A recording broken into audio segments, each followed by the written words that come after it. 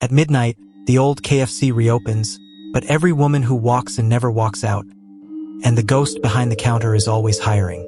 In a quiet corner of a sleepy town stood an old KFC branch, shuttered by day, strangely open at night.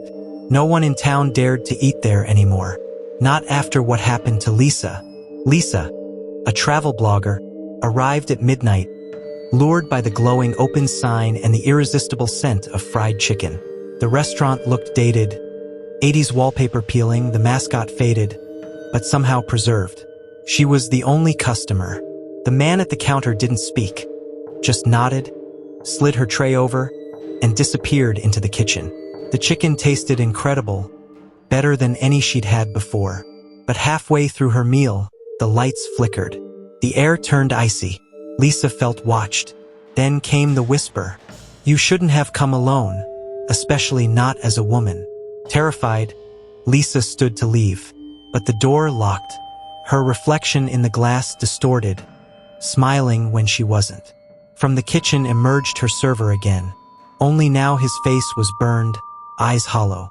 He floated, hovered. Behind him, a dozen female ghosts wailed, faces frozen in terror. Each wore remnants of KFC uniforms or blood-stained dresses. This was no ordinary restaurant.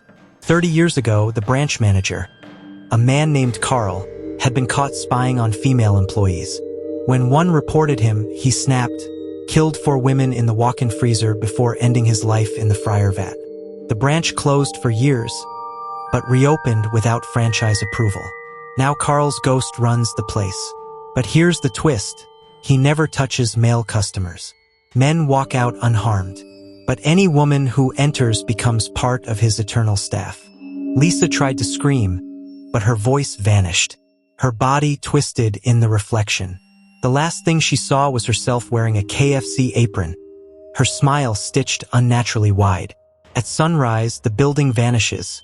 Nothing but a dirt lot. But every midnight, that glowing red sign returns. And if you listen close enough, you'll hear Lisa whispering from inside, "Don't come in, please," especially if you're a woman.